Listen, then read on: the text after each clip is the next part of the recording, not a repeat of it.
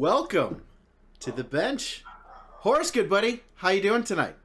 Pretty good. Hell yeah. How are you? I'm doing great. Doing great. Good. I did it right that time. I thought about this in advance. I said, okay, I'm going to say welcome to the bench, and then I'm going to immediately ask you how you're doing, right? Yeah. Because the cadence we were in before was I'd say welcome to the bench, and I'd pause, and then you're like, bleh, and I'm like, Horus, and you're like, bleh. So like, fixed it. All right. You did great. Thank you. I can tell. Appreciate it. We have an awesome show for you today. Today is about the AFAB experience. Thank you. Cecil says that intro went so smooth this time. Thank you. I worked for it. So I want to put in some disclaimers for the show this evening. We specifically are saying the AFAB experience because we're talking about women. We're also talking about men that were assigned female at birth. Two X chromosome folks, that kind of thing. We want to specifically highlight that because there's unique challenges. When you're born with a I forgot what Vidalia said. It was an estrogen heavy environment, or when you're born in that kind of body, there's some unique challenges, some unique situations, and opportunities that occur in fighting. And so we specifically want to talk about that experience tonight. Now we're going to say things like woman, women, girl, things like that. And when we say things like that during the show this evening, we are specifically talking about people that are sexed as women, people that were assigned female at birth. It's not the most, and I recognize that this might not be, using it. We might not be using inclusive language when we do that this evening. But I'm giving this disclaimer now, and I'll give it again throughout the show. We're doing this because we want the ideas to flow, the thoughts to flow. We want that unfettered communication, and so when we talk about women, we're speaking in that frame of reference, if that makes sense. Trans rights are human rights.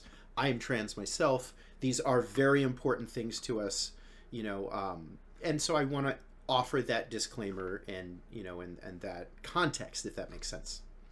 But before we do that, let's talk about the events that are coming up. What do we got, Horus? This weekend. In 2 days. More of a maelstrom. In Evanston, Illinois. I'm very excited. I haven't actually fought for like 2 weeks. Not by my own choosing. 'Tis the season, though. I mean, it's like that, Yeah, there were 2 practices missing, and then I was driving home during the last practice. I probably could have gone, but my flight kept getting delayed, but at least I didn't get stuck in Minneapolis because it was snowing really crazy. Fair enough. Then Battle for the Ring is our first big camping event of next year, January 16th through 19th in Chino, California. I am pretty sure I can't go. Which is unfortunate because it's a lot of fun. Frostbane is January 30th through February 2nd. Is that I know this is a camping event in Florida. Is that an established event, or is this the first time that they're having it? I'm pretty sure they did it last year. I think it's cool. Fairly established. Sweet. I don't know if last year was the first time they did it, but... Okay. Well, good to know. I'm sure it's exciting. Hopefully one year I'll be able to go. If you like red fighting, that's the one to go to, because Florida is the home of the Reds. Yes. Then Wolfpack Opener, February 22nd. Fingers crossed I'll also be able to go to that one. My big merger thing is the week before, and we'll see. I will be going to that one. Regardless. Yes, that's the plan. It's a lot of fun. It's been described as boxing in a closet. It's actually like a big field. It's just that there's usually 500 people there, and suddenly the big field doesn't feel so big anymore. It's a lot of fun, though. Definitely check it out. If you don't like fighting in a big field, the sparring is insane. There's everyone who wants to fight one-on-one is off sparring the whole time. And then May 15th through 18th, SKBC is in Missouri this year. That one I am going to. I'm very excited. It'll be the first time for me. I am too. I'm going to SKBC. I'll be teaching at SKBC this year, and I will be getting knighted at SKBC this year. Whoa. I will be receiving my I will be knighted in the realm of why am I drawing a fucking blank? You're doing a Belgarth knighting at a I am. Amtgard event? I am, yeah. My realm is knighting me, and it's gonna be wild. Cool. So yeah, because it's in Missouri, and SKBC is technically a cross game event. Technically, it leans more Amtgard, but fighting is important to me, and so I want to do it in my home state. I want to do it, I want to do it locally. I want my mommy to go. So doing it at SKBC. That's fair. Let's do it. Let's do it. Let's meet our guests. Yes. Sir Vidalia, Dame Volpin, welcome to the bench. How are you How are you tonight? Doing good. Hell yeah. Hell yeah. I'm doing well. I will, of course, let these folks, give their story and describe themselves. This is actually sort of the second time we've had Volpin on the bench. Volpin did a bench recap with us, but we're still going to do a full introduction because that was technically a different show. So we do want you to tell your story, and then Vidalia is primarily an Amtgarder, but we welcome people from all sides of the WAC bench, and are very excited to have you guys here on the show today. So, shall we take a look at our agenda? Mm-hmm. I believe we shall. The agenda for this evening is who are Vidalia and Volpin? Let's talk about women's fighting and physicality. What should you pay attention to in terms of gear and PPE? Let's talk about sports psychology. Let's talk about social inclusion and sexism. And if you are a new woman fighter, what should you do? What should you think about? Kill, slay, destroy. Pretty sweet agenda. So we're going to start with who are Vidalia and Volpin. So, Vidalia, who are you? Hi, I'm Vidalia. I'm currently King of Winter's Edge, which is the southeastern kingdom in the United States, excluding Florida and parts of Georgia. I am a Master Dragon, a Master Crown, and a Master Rose in Amtgard, and a Knight of the Serpent, and I'm a Triad. So let's talk about your beginnings in terms of... So Amtgard is your primary game. Has it been the only game that you've ever played?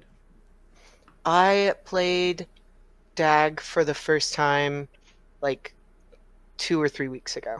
2 or 3 weeks ago. Okay, interesting. Yep. Interesting. All right.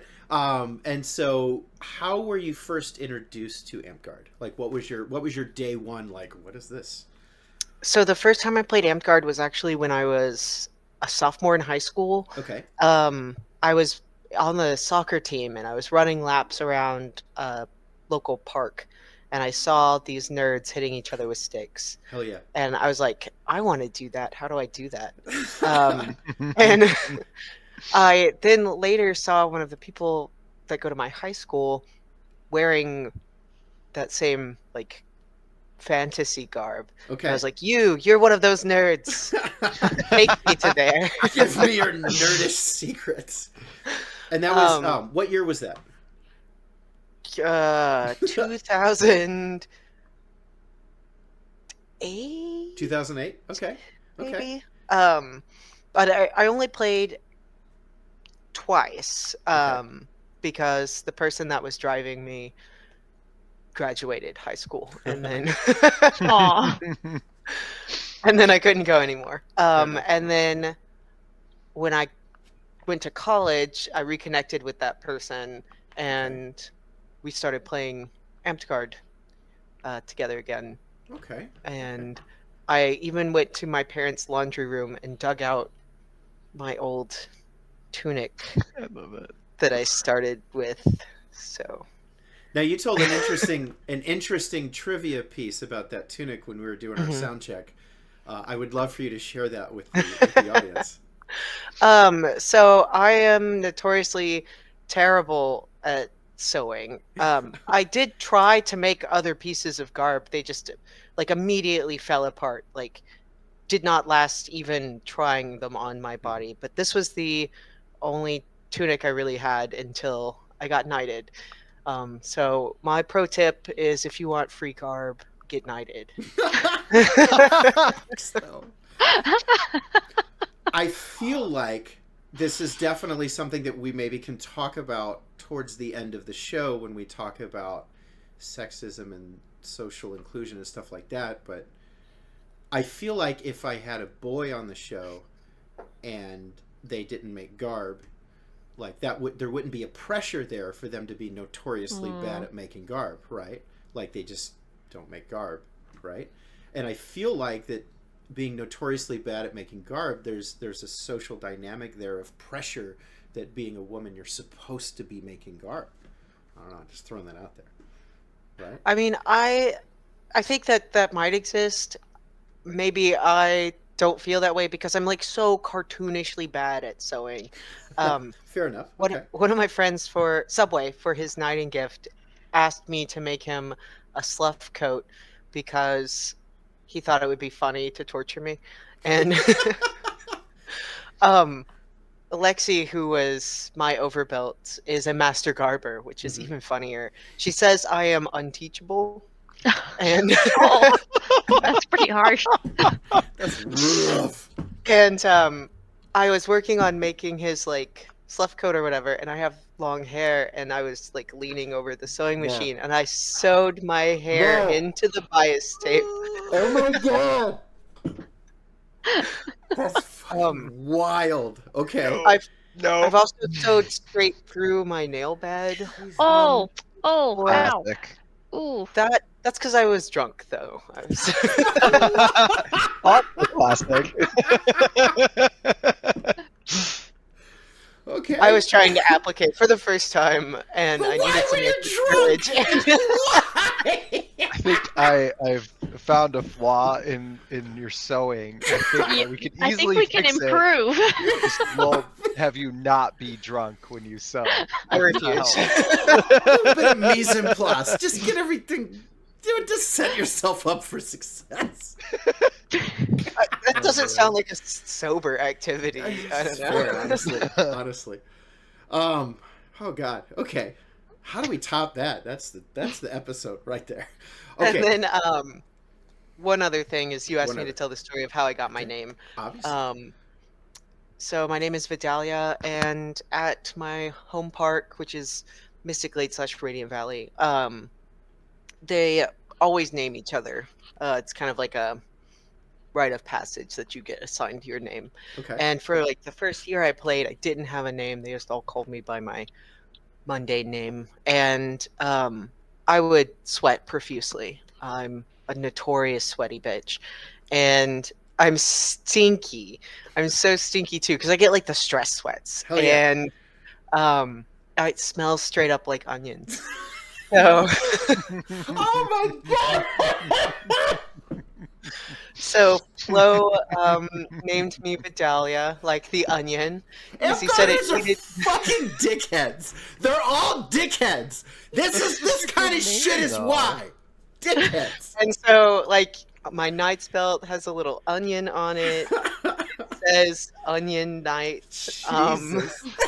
That's so cool. You just gotta lean into the skin. Gotta lean into it. That's so good. That's one of the best name stories I've ever heard in my life. That's phenomenal. You know, usually when somebody gives you a name that's a joke insult, it's not fun or Yeah. like it doesn't actually sound like a good name. So I feel like they did a good job.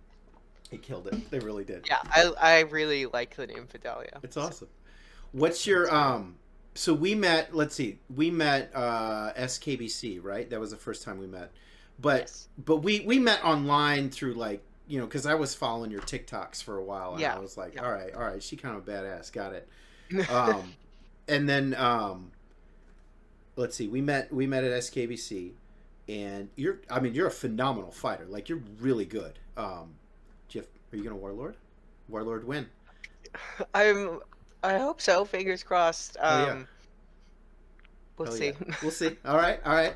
No pressure. So what's your favorite fighting style? Sword and board Sword is and board? my favorite. style. Okay. All right. And have you? So you're a triad now. Have you ever been in a company outside of the triads? I was briefly in a company called Sleeping Dragons, but it's because my friend, again, Subway, he keeps getting me into these things. He said that he would join a fighting company if I joined the fighting company, and so Okay. he joined, and I joined, and then he immediately quit. And so I guess technically I was in a fighting company very briefly before the triads, and Okay. then I am in a couple households as well. Okay. Path of the Dragon, which used to be a fighting company. I know Path. Hell yeah, Path yeah. makes sense. I'm gonna turn it over to the chat. See if the chat has any questions for you. Meanwhile, Horus, Volpin, any questions you might have? Throwing it out there. Jump in. What's the triad? Like in Belgarth, there's also a triad, but it's different. The triads are a fighting company. They were founded in 2002 from Mystic Glade and Falling Fire in the Kingdom of Neverwinter and the Principality of Winter's Edge, now the Kingdom of Winter's Edge. And they split off from the Rogues and picked up 2 other company groups as well, the Blue Mooses and the Sons of Ra. Awesome. And then they kind of merged into a big unit. So Cardinal of Bell asks, what advice would you give to a starting AFAB fighter? I'm actually going to pause that question. That's one of our agenda items. So I don't want to dive into that necessarily, because that is actually a whole ass question that we are going to answer as a team. So we're going to pause on that question. Volpin, sounds like you did have a question. Oh, I was just going to comment that the Amir, which is the unit that I am in, also split off from the Rogues. So we're strangely related in that way. We're like distant cousins. Yeah. We're broke besties. From an Amtgard perspective, the triads are they're every region kind of has their all right, this is the stick jog badass fighting company. Triads are the Florida ones. That's all right, these are all the big stick dorks out of Florida that can whoop everybody's ass. Friends, got it. Friends, Yep. exactly. Mm-hmm. Yes. They're the ones we're sparring if we find ourselves in Florida. Mm-hmm. Exactly. Okay. Good to know. What are the colors so I can identify them? Right here. Okay. Perfect. Triads will let you know that they're triads. Yeah, they're very aggressively garbed in triads. All right. So also in this, Vidalia, welcome to the stream. Thanks for coming. Appreciate it. Volpin, who are you? I don't know. So hi, I'm Dame Volpin. I started fighting in 2006. That was 18 years ago. That's a long time. A couple of guys at the youth group that I was attending at the time were doing some fighting, and I was like, oh, that's cool. I want to do that. And then so we would do backyard sparring, and they would bring their gear on Sunday night, and so we did that for a couple years. And they used to tell me that there's this place in Champaign. It's called Numenor, but don't go there. Lots of drama. I mean, they weren't wrong. Yeah. Those are all true stories. But eventually I did end up going there, and I got knighted in that realm. Still here. Yeah. Let's see. Got knighted in 2014. That was out at Kamlara at an Oktoberfest. It was cold. It was. It was cold. That's one of the things I remember, because I was waiting out on the side of the field for the knighting to start, and all I had was like my undershirt and like my squire's tabard on, because I had a new tunic and everything that was coming. But I was just like shivering. Are you ready to start your trial? No. So you said you're a member of the Emir, and we've talked about Emir a few times on the show. But what led you to join the Emir? So I was around them constantly. There's several of my friends are in the group already. My husband is in the unit, and mostly I was hanging around because I wanted to learn more fighting and be better. And it was really easy to just like, oh, you're going? Yeah, I'm coming too. Makes sense. Yeah. And then I kind of figured that they would never ask me to be in the unit. I don't know. They were all just seemed like they were way, way better than me. So I was just like, whatever. I was just happy to get all of the perks of having them all together in a space and be able to like get all the knowledge. And then eventually Aaron was like, hey, you want to be in the unit? And I was like, really? Yeah, that'd be cool. Yes. Yes, please. Hell yeah. So yeah.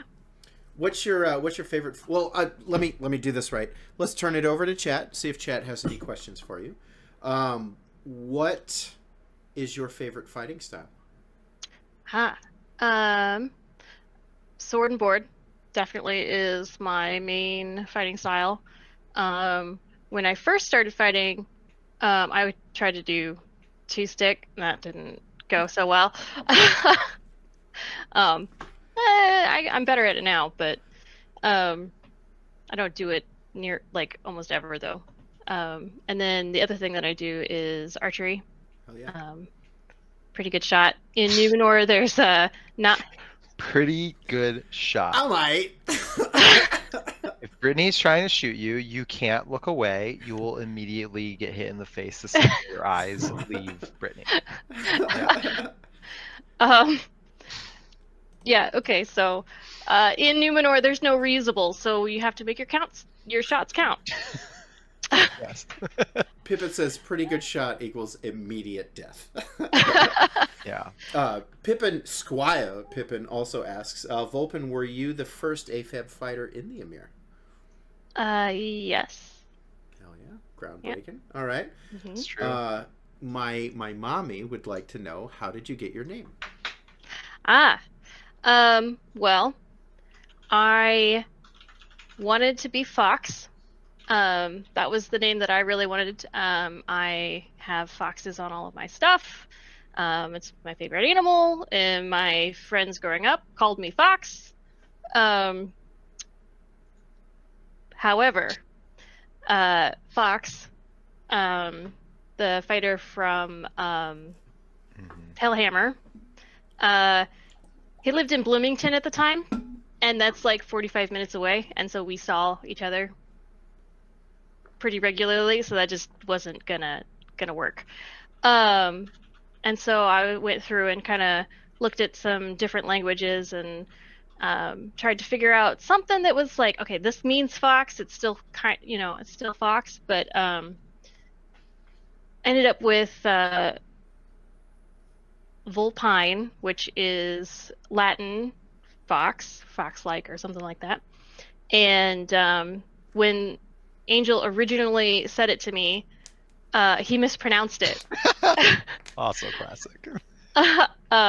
So that's how we got Volpin instead. Yeah. Is Fox like so? So Banjak says there's too many fighters named Fox. Is Fox like the Belgarth version of Shadow? Because there's like 7,000 shadows across Amtgard. Perhaps, yeah. Perhaps. I only know of 2. Oh, all right. Then. All right. Yeah. Shall we move on to the next item on the agenda? I have a short story. Do it. Let's hear the story. Angel mispronounced the name, and so you got that right. You know that Angel once asked me to go eat, and he was like, "Hey, you want to go eat at Buttfuckers?" And I was like, "No, Angel, I don't." It's like, "Is that what you meant to type?" And he's like, No. Oh, yeah, you're right. It's called Fuddruckers. And I was like, oh, yeah, I'll go eat at Fuddruckers. God. You want to I literally had no Not idea on the first date, please. I was like, God. are we going to a male strip club? Like, I don't know. Jesus. Moving on. Sorry. No, I'm fine. I'm fine. Women's physicality. Women's fighting physicality. Oh, Jesus. We're already off the rails. Women's fighting and physicality. Let's gather ourselves. Remove the butt fuckers from our brain pan. All right. Women's fighting. Let's kick it off. Who wants to go first? So I think that women's fighting is pretty similar to just general fighting, Okay. but because women have slightly different anatomy in their shoulders and their hips and different muscle density and things like that, you have to rely Flexibility. a lot more on solid fundamentals rather than being able to muscle through bad form. Okay. Yep, exactly. We don't get to cheat with, big muscles. We have to have, to be successful, you kind of have to have good fundamentals. Yeah. Okay. There's more to say, but it's different topics. Sorry. Different topic. Gotcha. So Horus and I obviously don't have a lot to offer as direct knowledge on this topic. So we talked in advance, and our role in this conversation, is going to be asking questions. So we're going to, we might probe and prod with questions at some point. I want to ask, so not being able to, lower muscle density, mass, stuff like that. It sounds like a disadvantage to an extent, maybe. Or what are some advantages, that AFAB physicality might offer? I've heard things about hips, but I want you guys to speak to it. So you have a lower center of gravity, so it's easier to stay balanced. Yep. The flexible, that is both a good thing and a bad thing. Part of having that lower center of gravity is also affected by our flexibility. We're not as easy to maybe push over. However, it's being flexible tends to make our wrists and knees not as good. However, I don't know, fighting, I don't know that there's like a whole lot of advantages, because in general, the fight is very similar for both men and women, other than you guys are stronger. I guess there's some other subtle ones, like women tend to have higher dexterity in their hands. Okay. There's also women have different depth perception than men. This one also applies to trans women that are taking estrogen. So anyone that has estrogen dominance, whether or not that was developed from birth or through, if you don't have your own store-bought, is fine. But so they did a study because VR was making women nauseous, and Okay, I totally understand that because it does me. yeah, so the reason it makes you nauseous is because VR is designed and predominantly tested on men, and men perceive distance differently than women. Men tend to use binocular cues, which means like mathematically triangulating with your eyeballs, versus women tend to use context clues like different color, temperatures, and shadows, and size and scale to determine depth. So, in instances where there is distancing that you can tell by shadow and not binocular vision, women do have a small advantage, but the converse is also true. So, fighting in the dark, women tend to be able to gauge distance better than men. Interesting. I had no idea. I learned something new. I get really nauseous playing VR games too. Interesting. Interesting. Anyway, your topic. Continue on if you have more things to say about just specifically the broad topic of women's fighting and physicality.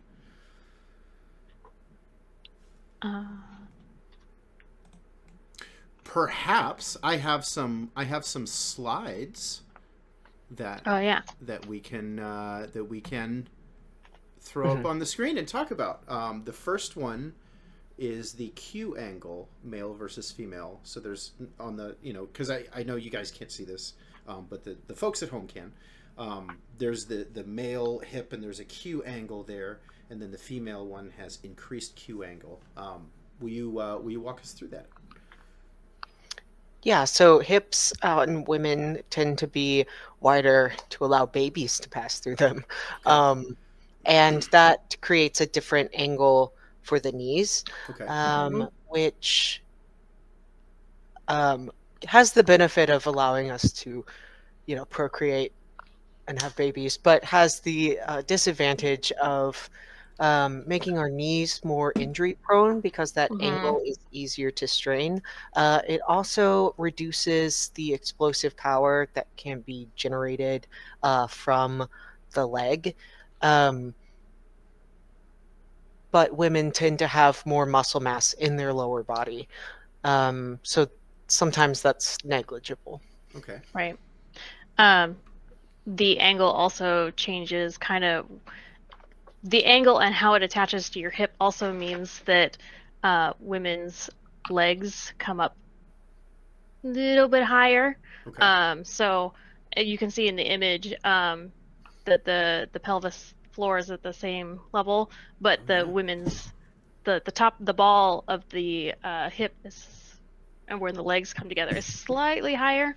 And then I dug out this book too because I was like, oh, this is a great. I don't know how well you can see it. They're the same height in the tape, but the hips land a little higher. So that one was. Oftentimes we get accused of shifting where the hit landed, and it's like, oh, that should have killed you. Oh no, that was still my leg. Interesting. Okay. Oh, we lost Vidalia. She's back. She's back. Stand by. We lost you, but you're back. It's okay. I was gonna say that I hate it when people look at me like, the confused dog, like, are you sloughing me? Like, right. No, that was really my leg. Yeah.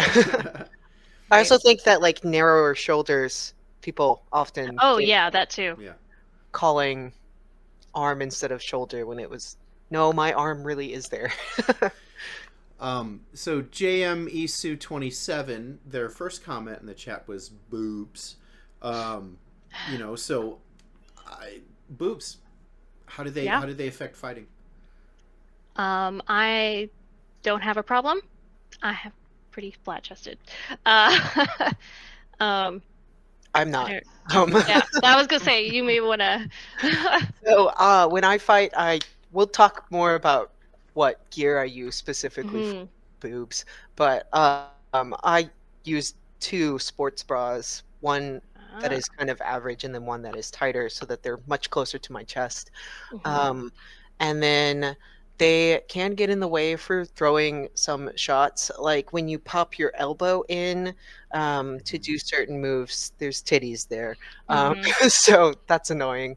But usually you can just kind of work around them and then you can really flatten them down to get out Yeah, of sports those. bras are amazing. Okay. Okay. Um, on the second chart, it looks like it's lots of hip bones and there's large shaft, high CCD angle and stuff. Walk us through that one. This one is just similar to the other one in illustrating that the angle at where the ball and hip come together, it shows that the leg is slightly higher. That's just kind of a cross-reference picture right there. Okay. Yeah. All right. So it's showing kind of the mechanics of this is how and why the leg actually comes up higher and those kind of things. Okay. All right. Yeah. All right. This is, Any? I go mean, ahead. another reason that guys have longer legs. Yeah. Generally. Fair enough. Any Horus? Any questions on women's fighting in a general sense and physicality? Not yet. Not yet. Okay. Well, I think that like all of this comes together to say like when you are a female fighter or estrogen dominant fighter, whatever, you do have to like be very mindful of how you are throwing shots, what your body is telling you, training, because having more flexibility, having those different knees, it means that you can throw a wider array of shots, but also means that you can be much more prone to injury. So if you are overextending your joints, because we can do those things, then that stresses the joints over time. You're more likely to get repetitive stress injuries, hyperextension injuries, and just injuries in general.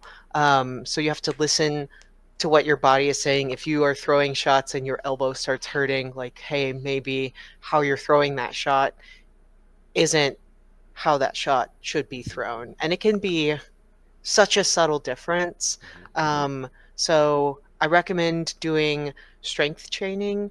That way you can keep that level playing field.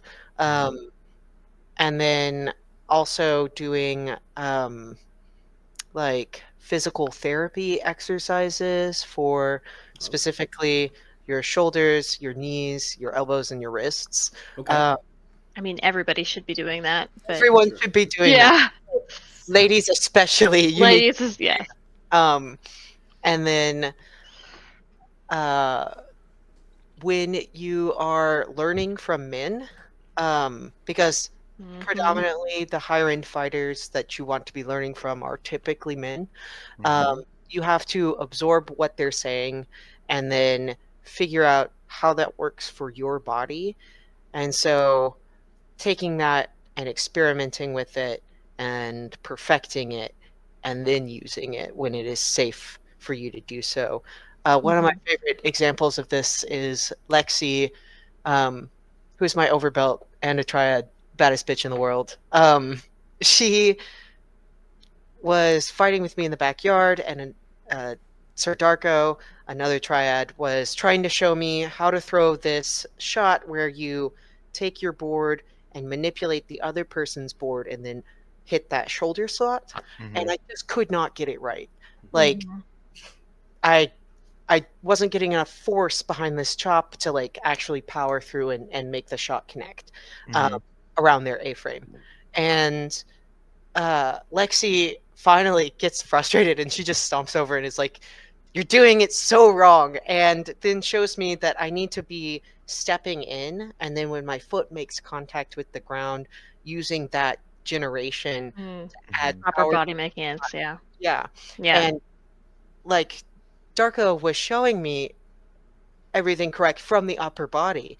But Yeah. because I could not power through with my upper body alone, like I needed to know the footwork that went with Yep. that shot in order for me to throw it correctly.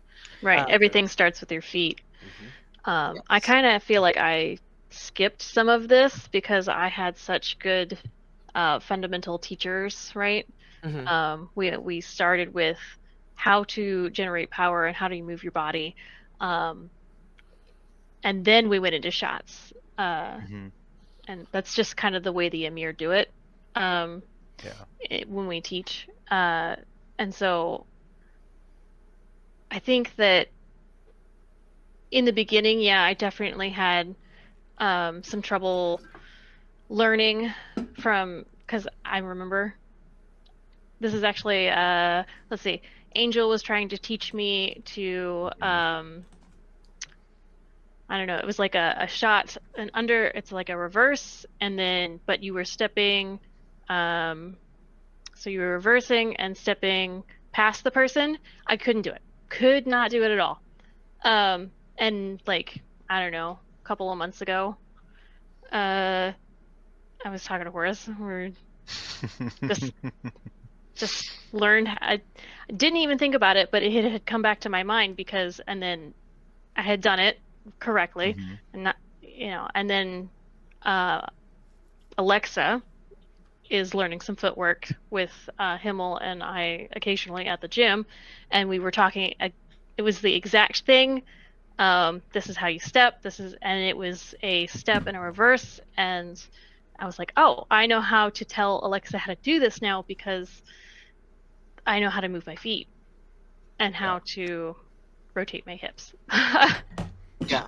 Do you It find literally that- starts from the ground up. Yep. Yeah. Sorry, go ahead. I was gonna ask if you actually tend to just always throw, at least when you're trying to throw with power, to always step when you're throwing. Almost always.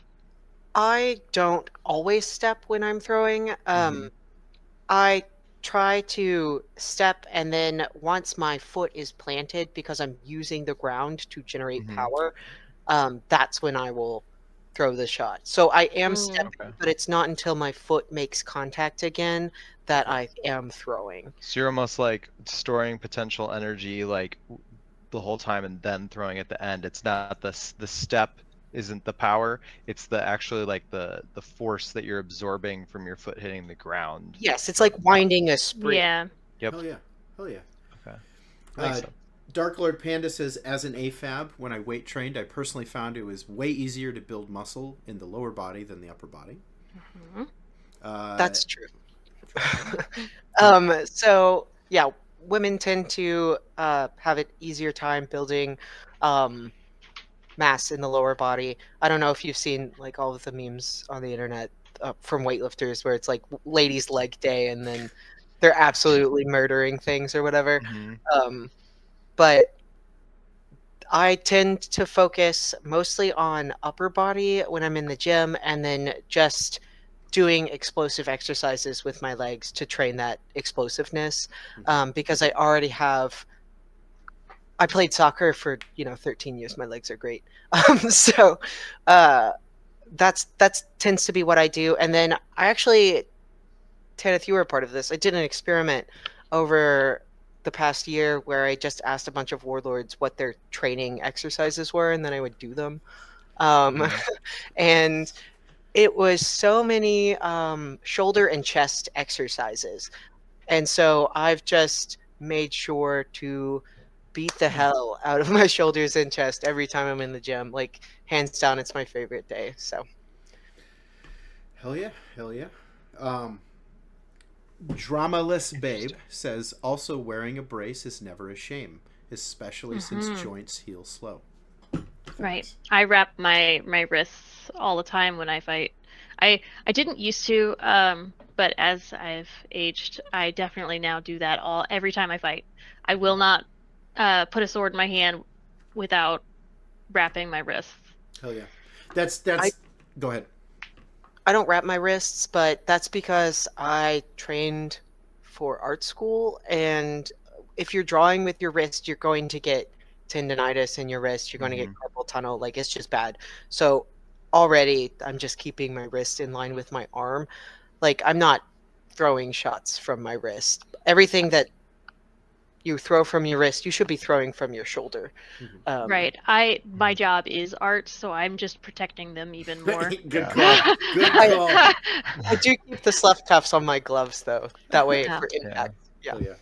I was gonna say at least for Belgarth too, it's probably a good idea to wear wrist wraps. I also wear wrist wraps, not because I hurt myself with my sword, but because other people will push into you more and like Right. run into you more, and so I don't want my wrist to get jarred out of position by somebody else. Right. And the wrist wrap helps with that. Makes sense. The That swords makes are a sense. little bit Yeah. heavier and it's a tiny bit rougher. Yeah, because we're more used to pushing each other around. Yeah. Yeah. That is one of the things that I found helped my overall like pain when fighting, was using lighter equipment. I did fight with a dag sword for the first time a few weeks ago and found that it was still mostly fine because my biomechanics have improved. But like when I wasn't fighting with I don't fight with perfect mechanics, but when I wasn't fighting with better mechanics, having a lighter sword helped compensate for that. Volpin, Dark Lord Panda asks, what kind of wrist wraps do you recommend? I just get the like the weightlifting ones, but I cut them shorter because I've got small hands, and small wrists. And it's just like I think it's like, what is it, Everlast or something? Okay. Yeah, that's all I ever use. They do. I don't like the sleeves that like come up over your thumb and like it's a whole brace, because I can't get my hand around the sword in a comfortable way. So when I wrap my hands, it's pretty light, and then I get pretty heavy down on the wrist part, and then some on my forearm. I prefer the brand Gym Reapers because I'm a nerd, but Gym Reapers, that's like what my trainer recommended to me for like weightlifting stuff, and they're super high quality. They're also really expensive, but you know, you spend money on your body, it's worth it. So I know we're going to be talking about gear later, but like as a lady, if you're buying equipment or whatever, the pink tax is so real. So like Oh my when you're God. trying to find lacrosse gloves and you're just looking for like women's lacrosse gloves that are sized for your baby hands, they're pink and they're just like exorbitantly expensive. So I just buy children's gloves and they're so much cheaper. They're like half the price of normal like men's gloves or women's gloves, and then they fit my little baby hands perfectly. And I found that I can just buy the children's versions of things and they actually fit my body and they're cheaper. So well, that's our agenda item right now is gear and PPE, so let's talk about it. Let's start with the pink tax. Tell us about the pink tax. Everything is pink and you can't get away from it. all of the women's gear is either bright pink or like bright teal, or purple, or yellow, and then it costs more generally. I think because fewer women do sports in general, and then finding like branding stuff that is feminine or making stuff that is a smaller size costs more for production. Like you can justify it that way, but the bottom line is that women's shit is more expensive and it sucks. But not to mention finding a size that is actually good, and you have to be careful about what kind of stuff you buy, because if it's made for guys' hands, which are generally a little wider, a little bit bigger, right? It's not gonna, like, they didn't do the research to what a smaller hand where the protection is needed. So it's just, you got to be careful of what you get, because it may not be as protective as it's advertised, because it was made smaller when it wasn't intended to be that way. Makes sense. Again, children's sports gear. Yeah. That's it. Children's sports gear is where it at. Okay. So Vidalia, you had mentioned that you have very specific kind of PPE loadout and whatnot. Yeah, so let's talk about it. Since more of the mass on my body is below the belt, I Doing dick jokes on the women's show, sure, why not? I do tend to wear like long boxers. You can get like they sell them in the men's section, but they're like the really long ones that come down to your mid thigh, and that prevents chub rub. And they also make chafing cream, because if you're running, sweating, moving, fighting, all of that rubs and creates friction, and you get a rash or a gald. I like the compression shorts, but it's really hard to find them for women that are longer. Everything has to be like super short, booty short, like that doesn't help you. That doesn't help the chafing. Have you ever tried, and I don't know, but don't like biker compression shorts have like longer things usually? Yes, but they have built-in padding, which is annoying. Because then when you're trying to run, you're like your legs are rubbing together when they normally wouldn't be. Makes sense. You also have to like special order biker shorts or compression shorts or anything like that. The reason I recommend men's boxers is because you can walk into a fucking Walmart and buy them. Anywhere, yeah. That makes sense. And then all of the garb pants that you wear is like super loose and baggy, and like it doesn't help protect you at all from that. So I always wear compression shorts or shorts under the garb. Okay. Yeah. All right, so we got boxers or compression shorts or something along those lines. What's next on the gear list? I do want to touch on chafing cream though, because I only recently found this out, and it's like a magic substance from the gods. You just like slather that shit anywhere you chafe, and it's so amazing. You never chafe. They make a men's version in the like biking section, but you can, if you don't mind it being pink branded, it's literally next to the monostat in the ladies' aisle. Okay. Nice. So that's what I get. It's actually the women's version is actually cheaper on this one. So I highly recommend getting chafing cream. Look for anything that says chafing on the tube. Yeah.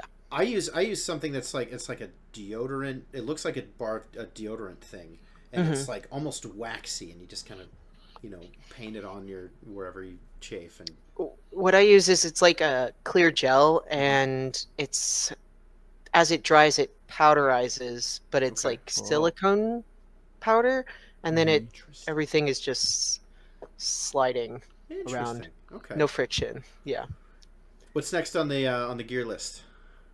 Next on my gear list, I have padded gloves, which we just talked about.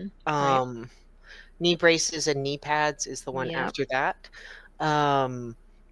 So again, women are more prone to knee injuries. The number one injury for AFAB, anything in sports, is a knee injury.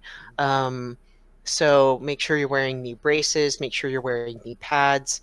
If you're taking knees in the game, that causes wear and tear on your knees over time. So do anything you can to protect them as you're taking that knee on the ground or as you're moving on the ground.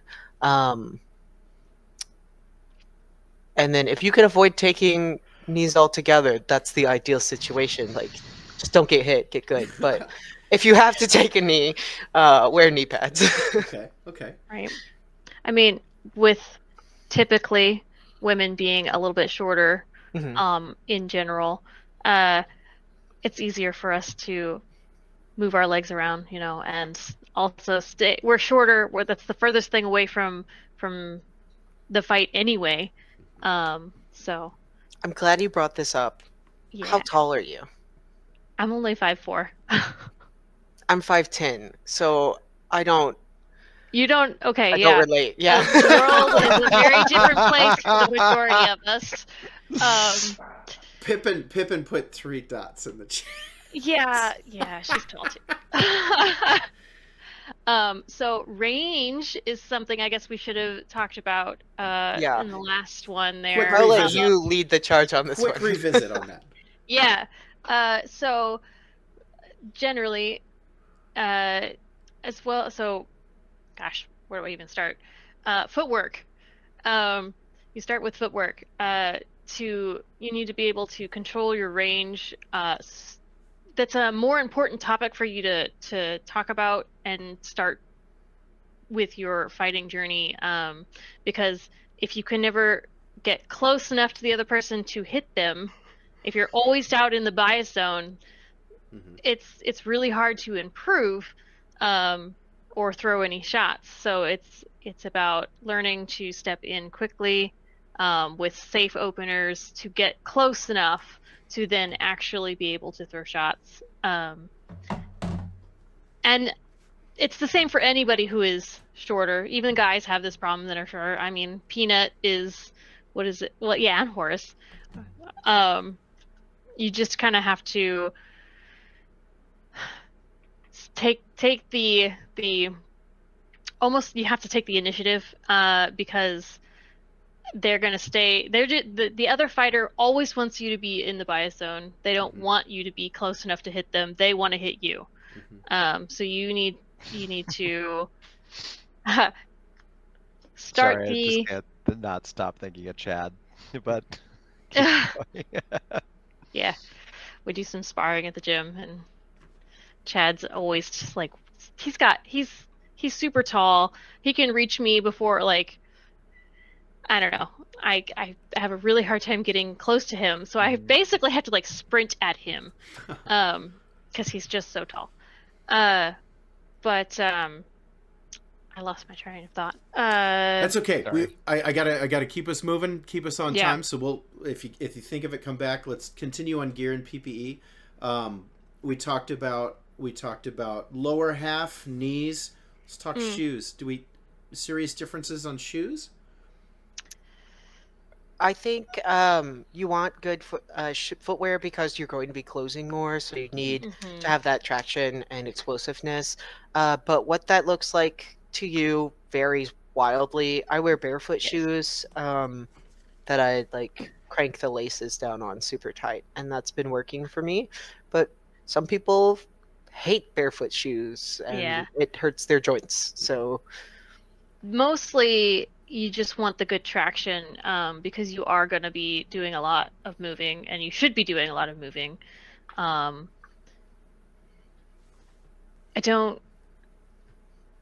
So cleats aren't, they're not my super favorite because it almost prevents you from like rotating your feet from side to side.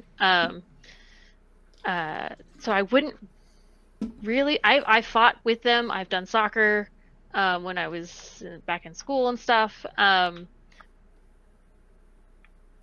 I think we rotate and like move around too much for cleats to be good because you'll roll your ankles easier. I think. And also, bust out your knees a little bit. Like cleats feel great sometimes at first, and then afterwards you're like, ooh, what the fuck did I do? Yeah. So let's talk upper body. Let's talk head, hair, face, hair. Yes, hair. I have to wear protective hairstyles, especially when I'm wearing chainmail, because this just gets tangled in it. I actually straightened it for the show, but normally I was to say I've got the curls. They just like get into everything. Yeah. And then there's this thing called like runner's hair, but it definitely happens with fighting too, where as you move, your hair just naturally mats. Yeah. And so you'll want to do braids, but I can't braid. Neither can I. So I have learned to do like these puff braids. So you'll take like a small section of your hair and then put a little rubber band in it, and then you grab another section. Oh, and then put a rubber band, and then you poof it, and they're called like bubble braids or puff braids. And they have the same effect of not tangling my hair, but I don't have to braid. Yeah. For the record, I can braid other people. I can't braid myself. Okay. I go and find somebody. I'm like, hey. The other thing that I do, especially if it's going to be a big event, so I'll have the hair in a braid, but then I also like knot that bottom braid into like a bun at the back of my head, because when people throw up and over, if they hit the back of that braid, and when it's if you're doing like a sky hook, you're like your whole head jerks back because they like it's no fun. So I usually go even further and like really put it back in a bun even. Okay.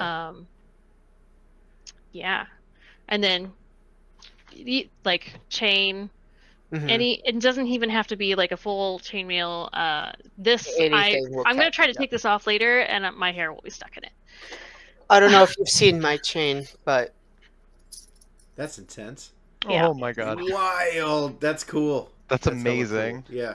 So protective hairstyles are important to me. Yeah. All right. So Pippin asks. Well, let's see. We'll get to that other question in a bit. But Pippin asks, in the situation where you have your hair in a bun above your head, and an archer hits it, what's that? Is that a head shot? Hair shot? Is that considered garb?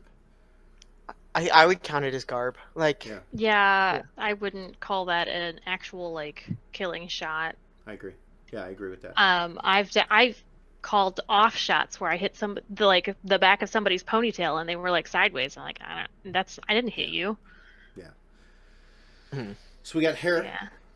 We got, do we need to call out specifically helmets?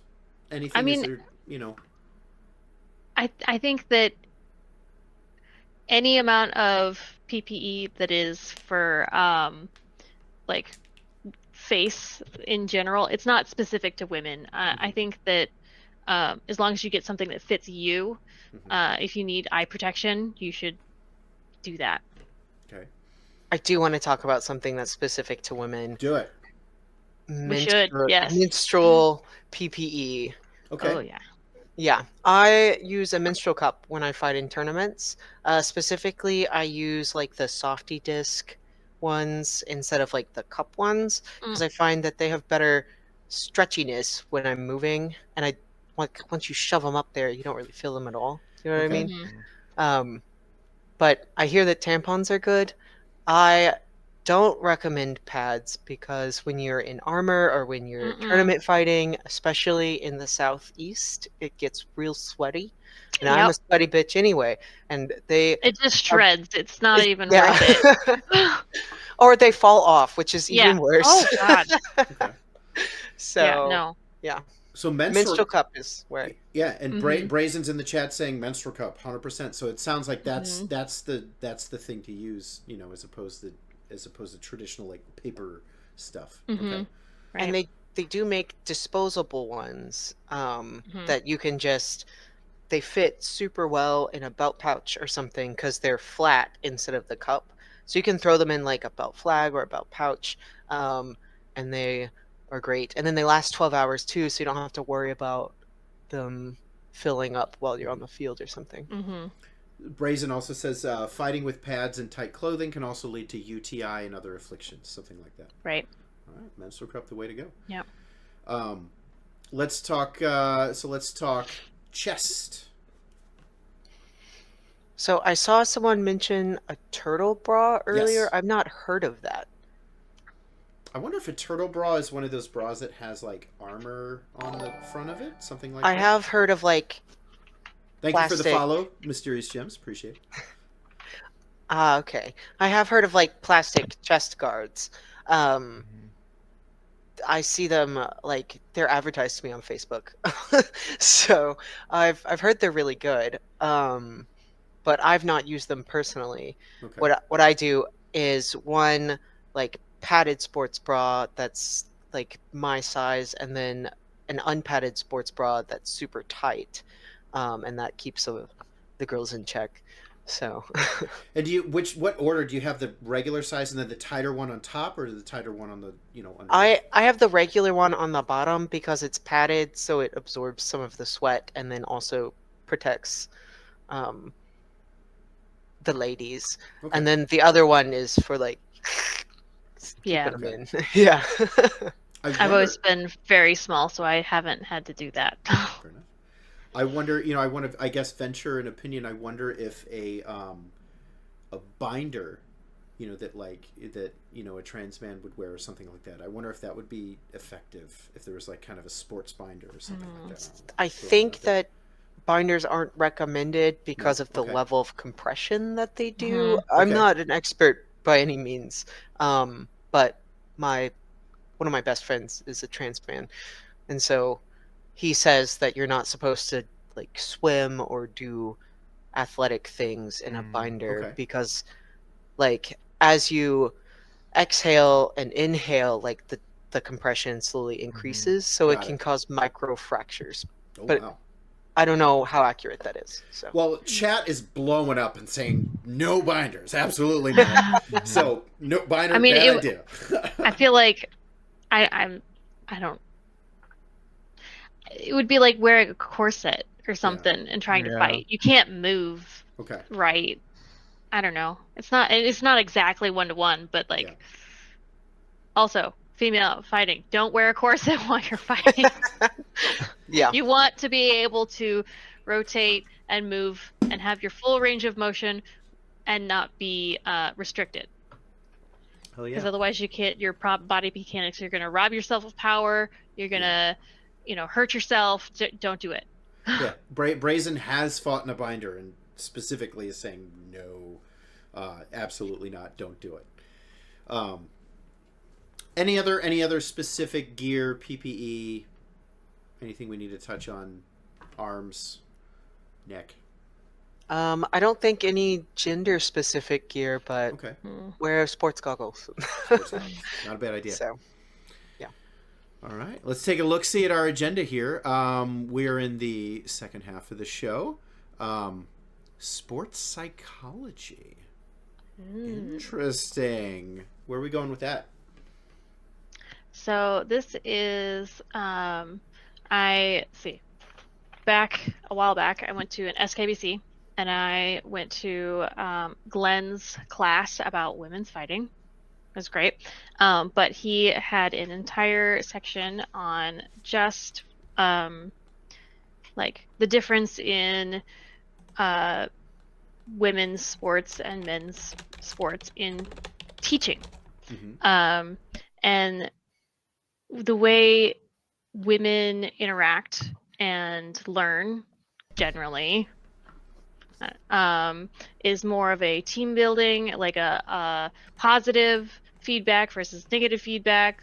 You tell a girl that she does something wrong and she's bad at it, it's not going to motivate her necessarily to strive and do better. It's going to, in the back of the brain, go like, oh, well, I guess I'm terrible at this. Typically. That's not everybody.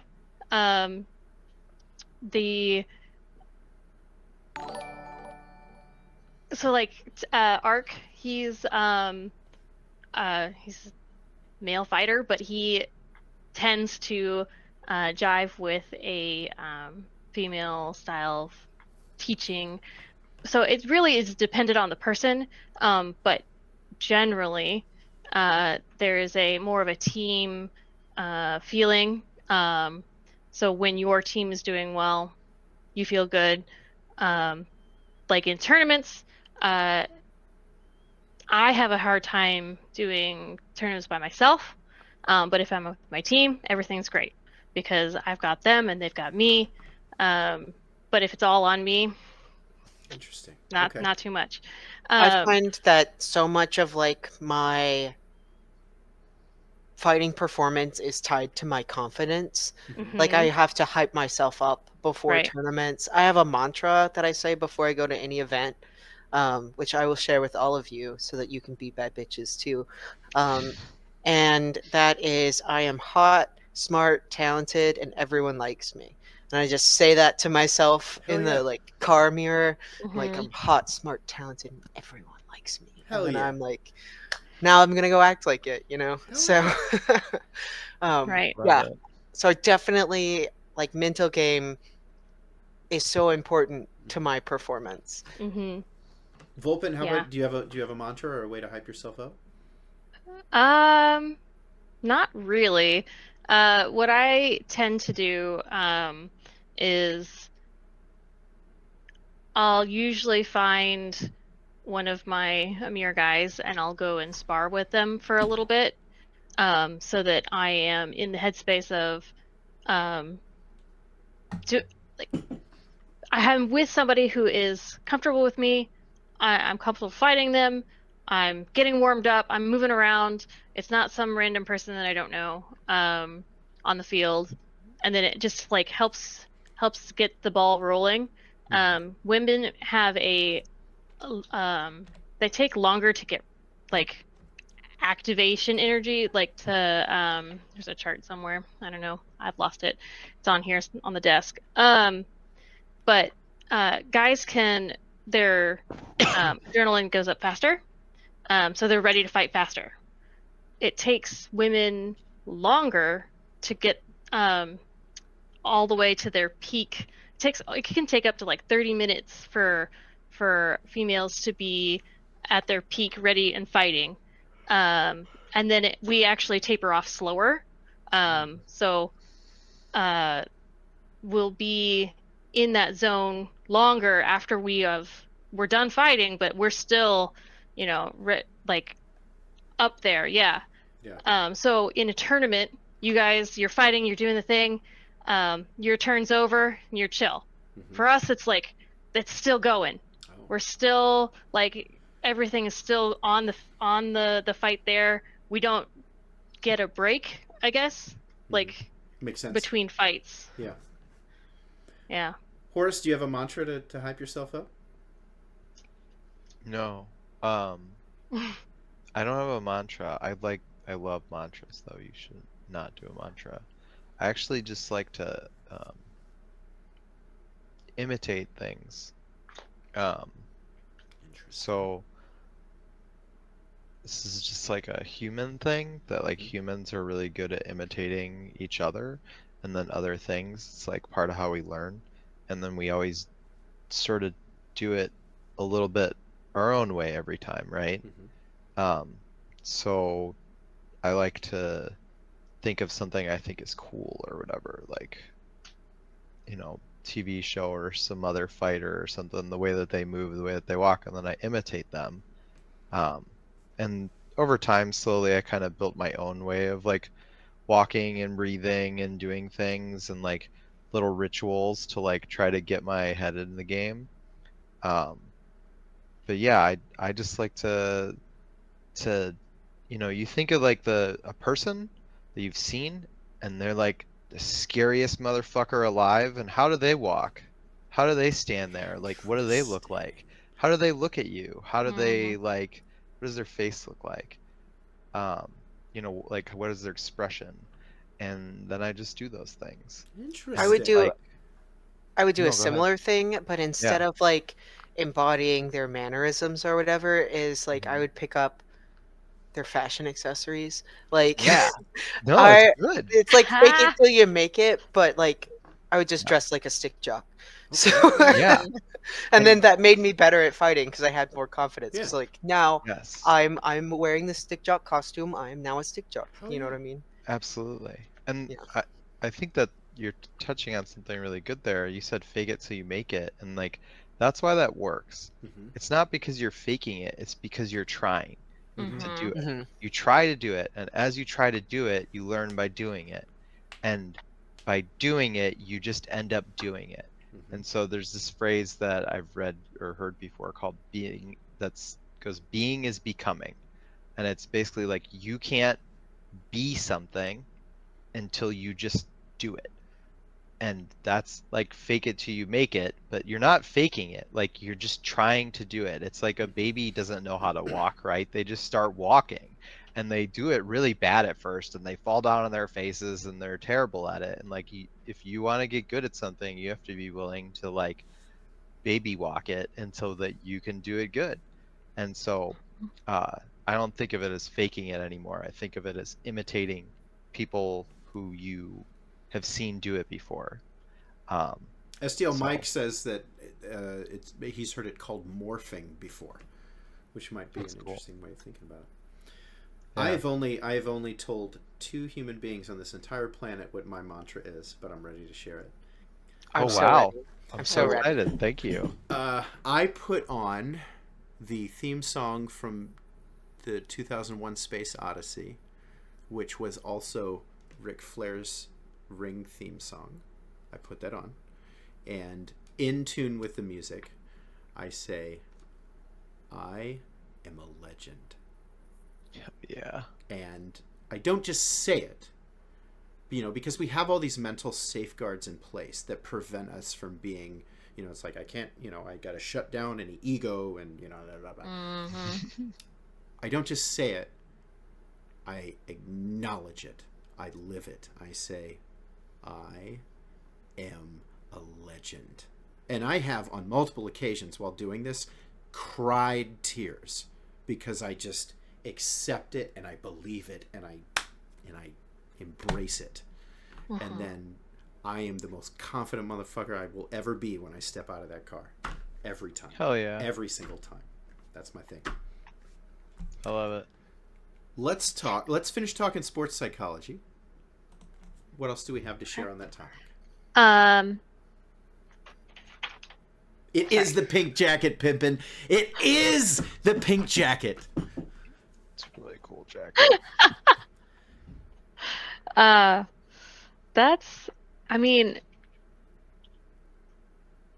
It's related but slightly different. I think that in general for female fighters. Continue. Oh, okay. Continue. He's Just going continue. away. Keep going. He's Keep gonna going. go get the coat. Yeah. The preparation for getting on the field for female fighting, just not even tournaments, just psyching yourself up to get on the field can be a battle in and of itself, just to get out there, because you spend a lot of your life hearing that girls aren't supposed to fight, or what is it, society's rules for women. You kind of have to break those social barriers down before you can even get on the field, and so sometimes that can be a challenge. I think now I'm probably just past it because I just enjoy fighting so much and it's just like my hobby. But when you're first starting out, it's okay to go out there, it's okay to go hit somebody, and it's okay to get hit. Those are all things you have to like prepare yourself for. When I bring out like a coworker of mine just recently, she was like, I can really hit them. It's okay to hit them. I'm like, yeah, it's Hit 'em. okay. Hit them hard. So mentally preparing yourself to get on the field sometimes, it's different. You have society telling you that it's not okay, but Makes sense. it's okay. Cardinal of Bell says, I have a lot of trouble fighting indoors. It's really tied to the be quiet indoors thing. Yep. Makes sense. Yeah. On that note, I want to keep us moving. Let's talk about social inclusion and sexism. Sexism is going to be a heavy one. So let's start with the social inclusion aspect. Vidalia, what do you got? Well, I actually want to start with sexism. Fuck it, let's start with Because sexism. I'd rather Start. like Get 'em. Start there. here's Yeah. the problem, and then we'll move on to the solution. Perfect. Right? Yeah. So I was getting all worked up, like thinking about what I was going to talk about for this topic. Like I've already been through all of my stages of anger or whatever. And like you were talking about how it feels to like overcome this social barrier and like Mhm. just step on the field, because fighting is a thing that women don't do. But Mhm. even Don't more do. than that, yeah, don't do. But even more than that, like Amped Guard, or I don't know, I don't play Dagger Bell, so I don't know if it's male dominated, but I'm assuming that It is. It is. Yeah. Just typically Yes, it is.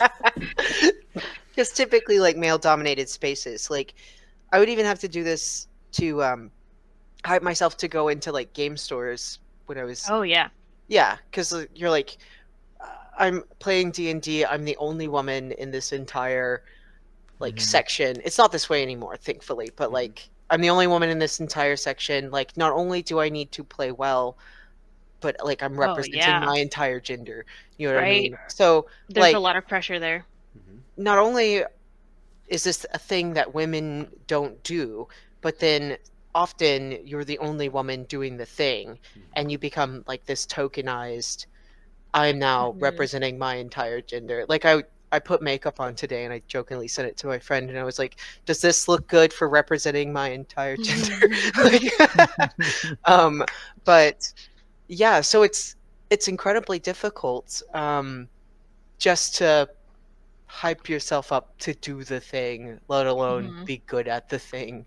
Right. And then when you are good at the thing, you worry about like still continuing to look good doing the thing because oh man, she's like a really good female fighter and you just got like the pressure's on because you gotta like be there for all of the other female fighters that are Now you have to perform. Now you have to perform. Yeah. Yeah. One of my Warlord friends was telling me that like one of his favorite times in fighting was right before he got Warlord because he was good, but he didn't have like the thing to prove to perform. But it's like now that I'm good at fighting, now it's like I have to perform. I'm representing my entire gender. People are looking up to me. When I got knighted, someone came up to me crying and was like, you've inspired me as a woman to continue battle gaming. And I'm like, I don't know how to deal with that. So when I just slightly when I started my knighting journey, it was about like getting power in the realm or whatever to change things. And then by the end of it, it wasn't anything to do with that. It was more about inspiring other female fighters to pursue the path, do the thing, fight, be okay with, there are good female fighters out there and try to give them some inspiration. And it's so much pressure because like after I finally got knighted, there were so many female squires and they all came and like talked to me and I was like, I don't know if I could do this. I tend to be a little bit more reserved and don't talk to a lot of people. But having lots of new female squires in the game is really really cool. And I did what I set out to do, but I'm still getting nervous. Let's pivot back to the sexism aspect. Let's unpack that. It exists for sure. It exists in society. It exists in boffer sports. Let's name the elephant in the room. Let's talk about it. What do you see? What happens? I just want to share some sexism stories. Do it. Yeah. Volpin, what's the most sexist thing that you've experienced? Gosh, I didn't even like. The easiest low-hanging fruit is always that you don't hit hard enough because you're a girl, or you hit them cleanly and they don't take it because you're a girl. Yeah, that's like the everyday thing. Other things I've seen is just like I call it mascotting, where like there's one girl in the group and she's and they just like cheer, like even if it's like the most normal, like this isn't even a like good, just normal sword fighting, and they're like, you're doing great, like okay, really? Just treat me like a normal treat human me like being. a normal human being. Yeah, I don't Pippin says, I didn't expect you to hit that hard. Oh. I didn't expect you to hit that. I didn't expect a human being to hit that hard, all right? Pippin, you hit hard. Okay? Yeah. Yep. I don't know if any of these things have happened to you, or maybe I just live in a world of extremes, but one time I went to park and I was the first person there, and this guy showed up and we were fighting, and he goes, "I've never lost to a woman before. Oh my god. I hope that you can make sandwiches as good as you can swing a sword." Oh, What the worst. fuck, man? Holy shit. Man. I also had someone tell me that I only got my masterhoods because I was a woman. Mm. Yep. And I've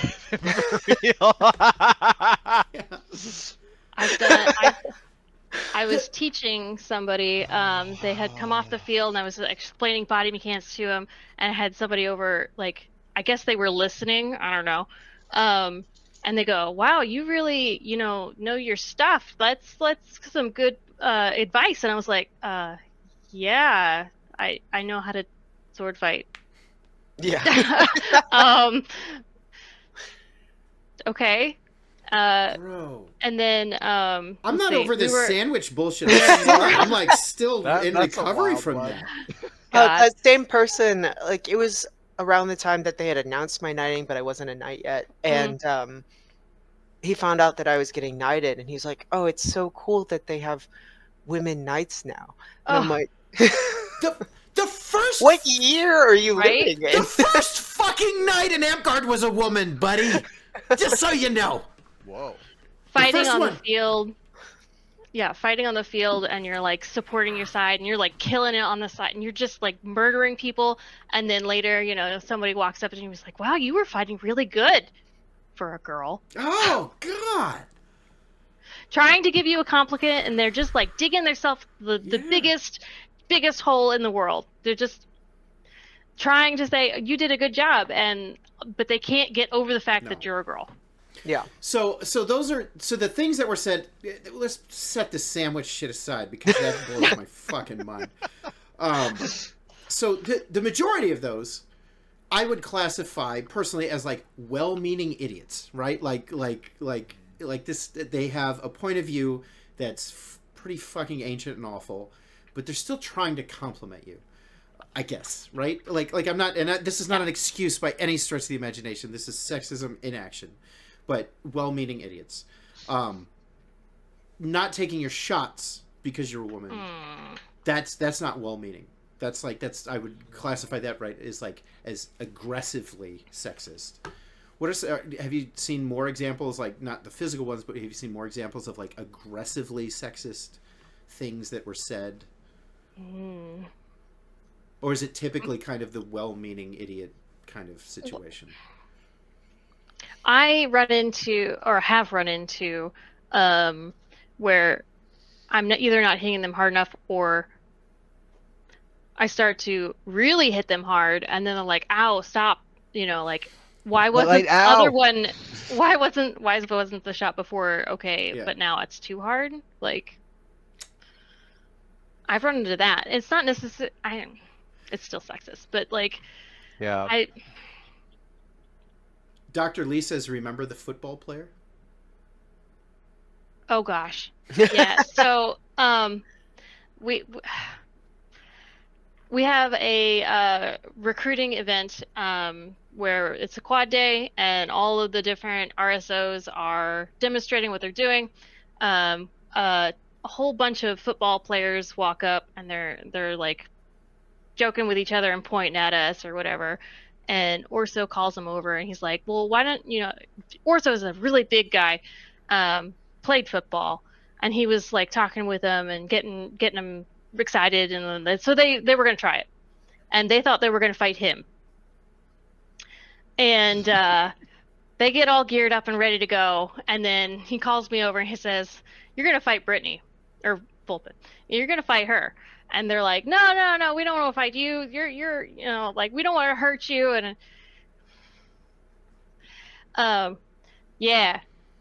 they didn't want to fight me. So eventually one of them finally, okay, fine, well, I'll fight. And I legged them and shoved them to the ground and then hit them like a couple of times. And all of their buddies are like freaking out, like, oh my God. just then You're fucking incredible. You're fucking badass, dude. Fuck yeah.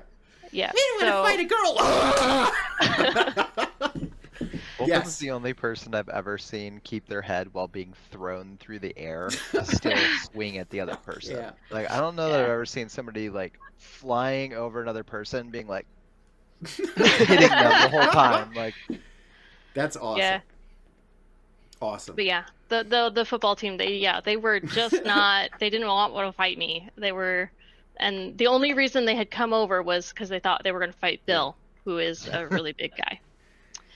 Yeah. So, okay, so here as somebody that I would, I'm non-binary, but I'm a testosterone-laden individual.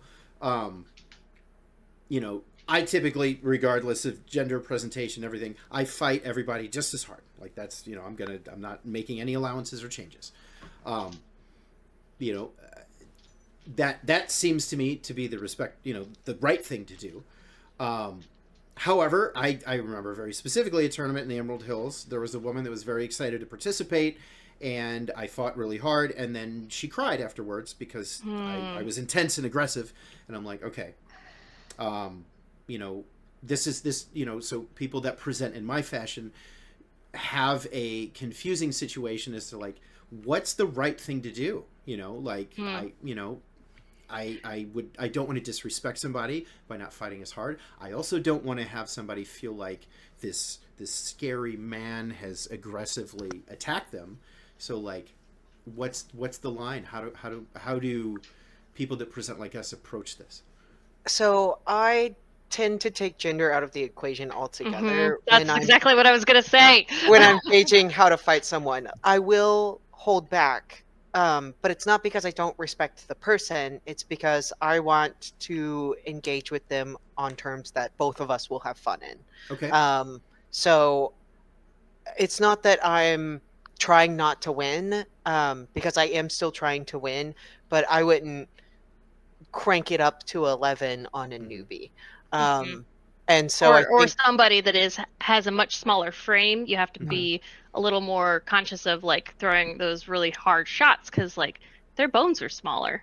You can hurt them more easily. Okay, like several of our newer people are very small, thin, and so you have to be careful about roughing them up because you might hurt them. Okay. So someone mentioned in the chat being told to be careful sleeping with people because you don't want to be a bell bunny or whatever. Yeah, back to the sexism. Yeah, so one time we were talking about aggressive sexist things. Circling back. We're gonna just keep coming back. I was visiting another kingdom, and I was fresh off a breakup, and I just wanted to go and like have fun. Like I wasn't looking for a hookup or anything like that. But there were multiple people that followed me around and like walked into my cabin just following me. And I eventually paid my friend $20 to take a broom and pretend to like sweep them out of my cabin because they wouldn't leave me alone. I love it. And oh, that's funny. And I thought that would be the end of it because like how more humiliating do I have to be to get you to leave me the fuck alone? You have to be so direct and like in their face and tell them, do not just leave me alone. Do not come in my camp. You have to tell them off, and they still do it. And they're like, what did I do wrong? They were just sitting outside my cabin to the point that like, in order to escape them following me, I literally climbed out the window of my cabin and then proceeded to go hang out with my friends. Yeah. And then when I woke up the next morning, they were still in front of my fucking cabin. Jesus! If you're a dude and you're listening to this, don't fucking do this. Don't fucking do that! Don't be fucking creepy. Like, stop. I know I'm an Amcard 10, but like, calm down. Like, also for real, like literally this week, problem. like I'm not gonna talk about it much, but like I was so upset like that this happened. It hasn't happened in so long, and it happened to someone like that I worked with, and I was fucking livid. Like I was glad I didn't know in the moment because I was drunk. I like this. I hate when people do this. Like just stop. Just I don't know why you think that's gonna work. It's not. It's Like not. don't be weird. Desperation doesn't look good on anyone. Yeah. No. If you would not follow around a dude like that if you wanted to get their attention. You absolutely would not. Like why you know that you shouldn't follow around women like that. Don't. God. So, what? How do people help in that situation? You know, like I don't want to say you need a man to solve your problems, but like, is that like having your boys like come in and just be like, hey, dude, she said no, fuck off. Like, is that helpful? Is that So- something you want to handle yourself? Like, what's the right thing here? So it sucks that this exists, but there's a language to communicate with other women that I use to let them know that, like, hey, this person's skeezy, or you shouldn't be in this situation, or whatever. And when they're talking to someone that I know isn't a good person or whatever, a loose stare, or however we want to describe them, I will come up to them and draw an X on their back. And like before I bring any of my female friends to events, I'm like, hey, if you need to get out of a situation, like just come up to me, and like as we're talking, just draw an X on my back and I'll make an excuse and we can get out of there. So as a heads up, that's what I do. If you ever are in a situation that you need to get out of and you see me, just come up and like subtly draw an X on my back. Like put your arm around me, like, oh, hey, Vidalia, it's so good to see you again, X. So, Pippin says that sometimes guys get aggressive on the field if you reject them. that's true. Yep. I know players that have been banned in Winter's Edge for that.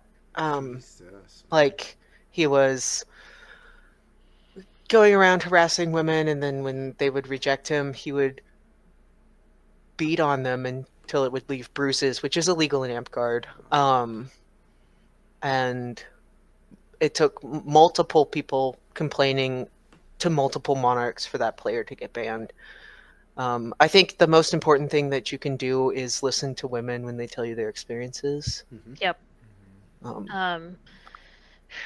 Like, it sounds cartoonishly evil that I'm like, this flock of idiots were following me around at an event, or like that guy told me to go make a sandwich or Right. whatever. Like, that Jesus. sounds like It's cartoonishly. cartoonish. Yes. Like, yeah. What? Yeah. Often when you do bring it up too, they're like, well, that doesn't happen here. And I'm like, yeah, no, it kind of does. Like, I feel like maybe we need to do an entire episode on just sexism across foam fighting. I feel like we could fill an entire 2 hours with shit like that, Cardinal Bell says, I definitely pulled new people aside and given them a list of names. Yeah. yeah. Like to me, it's like that list of names should be a ban list, Mm-hmm. like they're making women uncomfortable. Oh, we lost Horus. This is a sensitive topic for Horus. He had to leave. That was weird. If I feel like if they're wretched enough that you need to present a list to somebody like, hey, don't talk to these sick fucks. Like, why are they still playing? Yeah. I mean, I agree with you.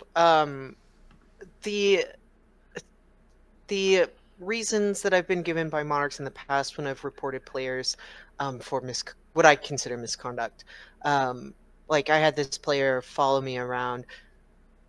When I tell this story, people either think it's hilarious or they think it's horrific. When my first event that I was staying at overnight, I had like a pixie cut and I was wearing plate mail, so I looked like a dude. And this guy comes up to me and he's like, oh, what's your name? And I'm like, I'm Vidalia.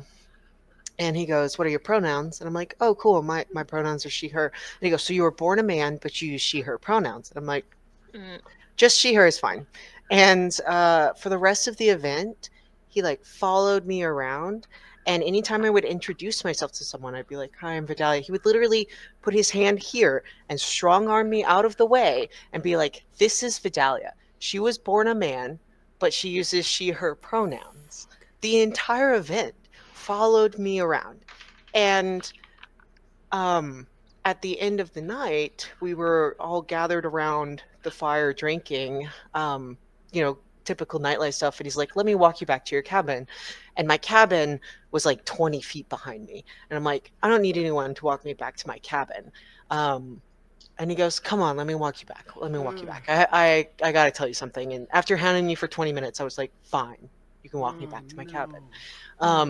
And we are standing in front of the door to my cabin, and he's like, "So, can I see it?" And I'm like, "What the fuck, man? God!" Can it be both hilarious and horrific? Yeah. And I was like, "What do you mean?" And he goes, "Your penis." And I'm like, "No." I don't have one! God! You should have said yes and fucking whacked him over the head with like a stick or something. Right, Jeez. hindsight's 20/20, but Trans or No. not, like, if you are trans, it's still fucked up. Like, it's what? so fucked up. Like, not only was God. he regardless of if I was trans or not, he was following me around the event. He was telling people that I was born a man, which if I was trans, like, that's horrific. And then asked to see my genitalia after stalking me the entire event, basically. And then I reported that to the monarchy, and they were like, "Well, that's just how he is. We think he's autistic." And I'm Okay. like, Can he be that way elsewhere? God. yeah. That's just So- how he is. I mean, I don't have But- as many problems as I used to, but Belle used to be a lot rougher. And when Yeah. I first started, I would not drink water bottles that I didn't open myself. And if I didn't finish it, like that water bottle was dead to me. What does this say? It says oh, this is yeah. Vidalia. She was born a man, but she Oh, uses her God. pronouns. This was one of my knighting gifts because I tell this story a lot. I've actually taken all male titles because of that story because everyone thought I was a dude for like 6 months. So, That's fun. yeah. Yeah, Sorry. Vidalia, you or Volpin, you were saying you don't about water. Oh yeah. So when I didn't have as many friends in the group or in the game and everything, and first starting out, it was really scary to go to events because there's all these people that didn't know, and I had been told to be very, very careful. And you basically, if I had water that was unsealed, don't drink it. Somebody could have put something in it, and so yeah, don't go anywhere by yourself. Don't like. There was a lot of things that I don't have to worry too much, like partially because of maybe how well known I have become, but also I know like lots of people, so I feel safer around, and I stay around those people in general. And That's not right. That anxiety, that fear shouldn't exist. Like for Right. anyone. Crazy, yeah. Nobody ever does that stuff in front of me. Yeah. Yeah. Yeah, and Dark Lord Panda says, "But if you fight him, you're the problem." Right. I mean, not in my book. But, knock his teeth out like, "Oh yeah, he did that. Yeah, he deserves that." Yeah. I feel like the big takeaway from all of this is Boys of Belgarth do fucking better. Like what is this? Like what? I can't even. Thank you for sharing these stories. Like this is, I mean, Yeah, I know this stuff exists, but like, wow. The event that guy was telling everyone I was a dude, that was my first overnight event. I was there by myself. Fuck. Mm-hmm. Yeah. I was terrified because he was 6'5" or something like that, just following me around the entire event. Jesus.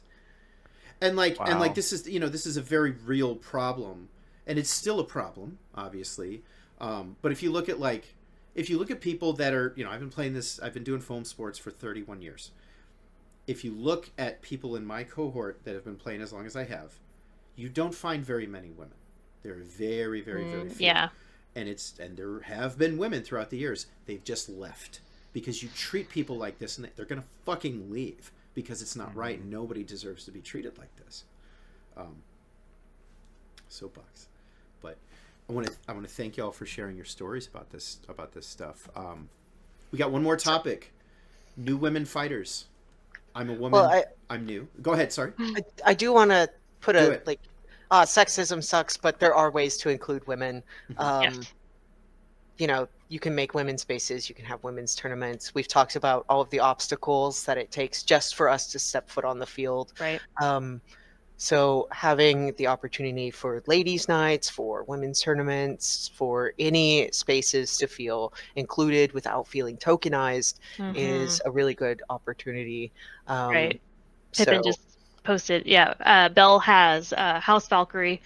It's all female or female. Yeah. Emgard House Lioness. Yeah. Lioness. Exactly. Same thing. There's a whole group of us. We have every event. There's like a meetup. It's a safe space. It's a great place for teaching each other.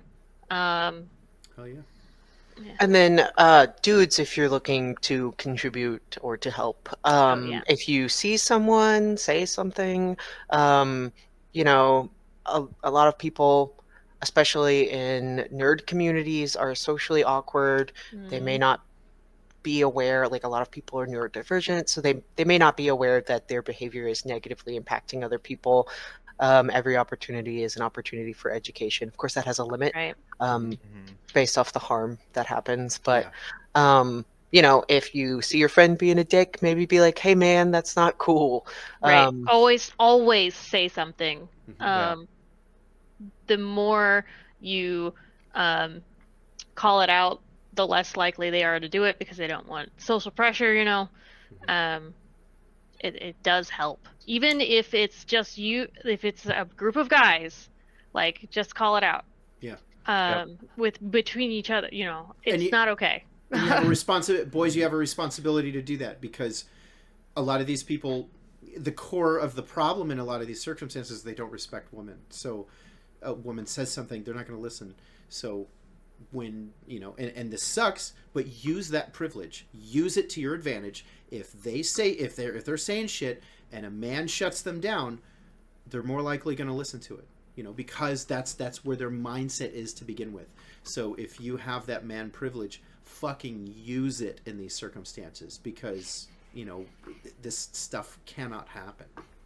For instance, I don't know if you remember this, at SKBC, I was stuck in this conversation where we were just having like the world's shittiest conversation about women's tournaments and whether or not warlords would respect women who fought in women's tournaments or whatever. And Tanath, you were like, hey, I have something to show you in my car. And I was like, okay, let's go look. And then you're like, you just looked like you were having a really rough time. That moment, I was like, thank you so much. I got you.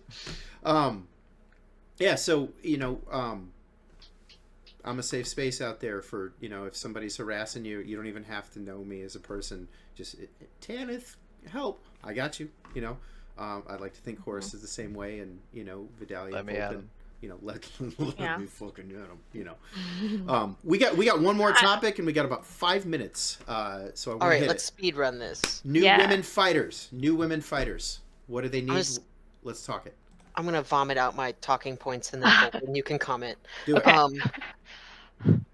Let's see.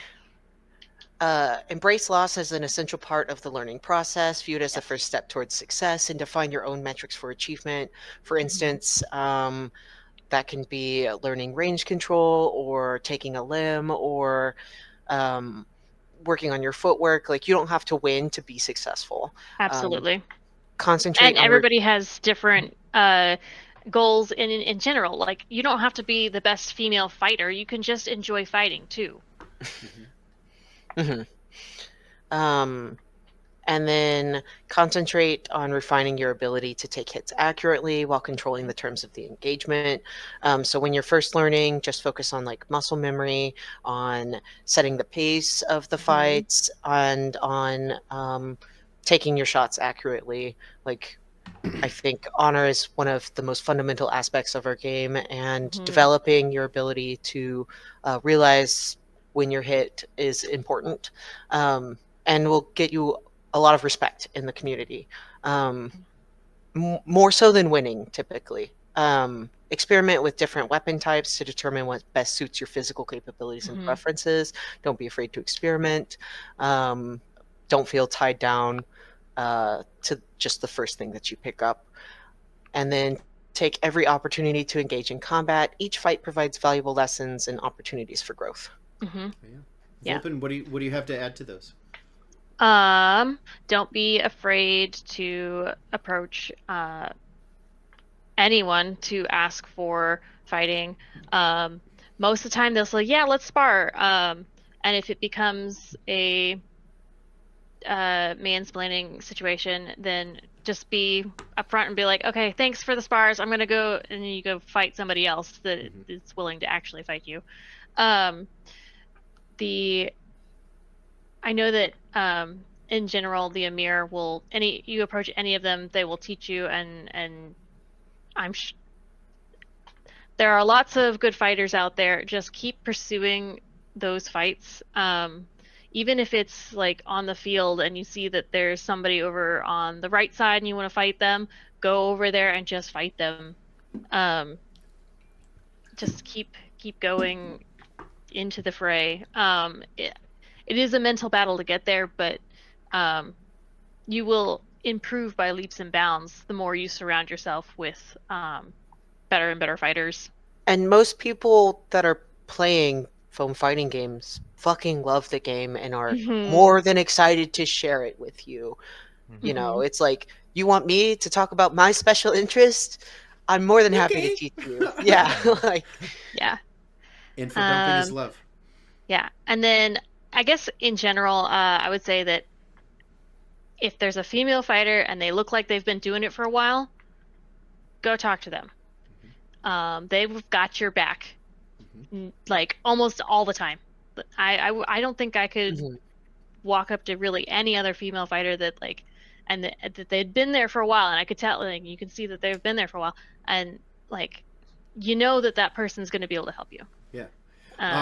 They went through the same shit that. Yeah. They went through the same shit. It seems like it's a universal experience. You know. Everyone was a newbie at some point. Yeah. Yeah.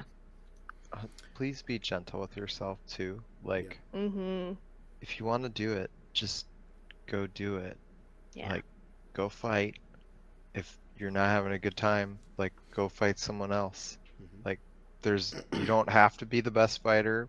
You are not the representative for your gender. Like, it's not that important. Like, just go have a good time wherever the good time is. Like, yeah. I have to remind myself of that one a lot. Mama Joan asks, is there any kind of effort to attract new female fighters? Once you have one in a group, it tends to kind of multiply, snowball. Yep.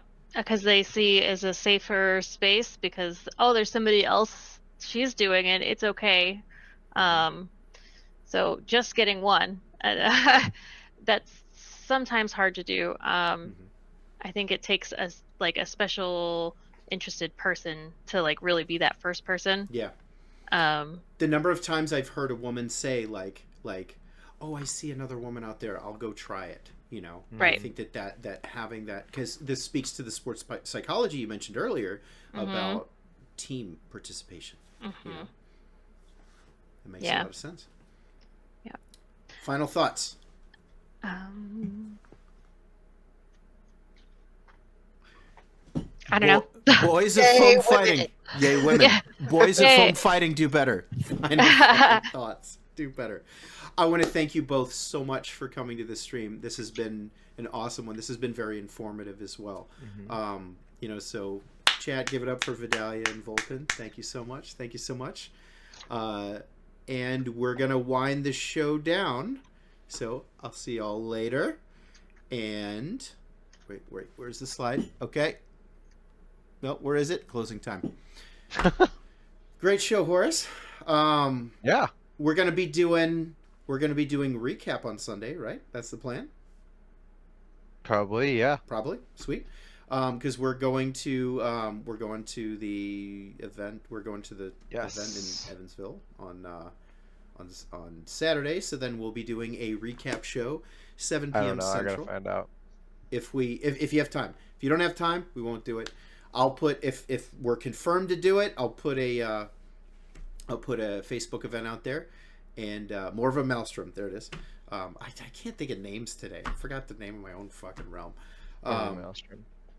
So we'll be at more of a maelstrom this weekend, and then we will try to do a recap show to discuss our experiences.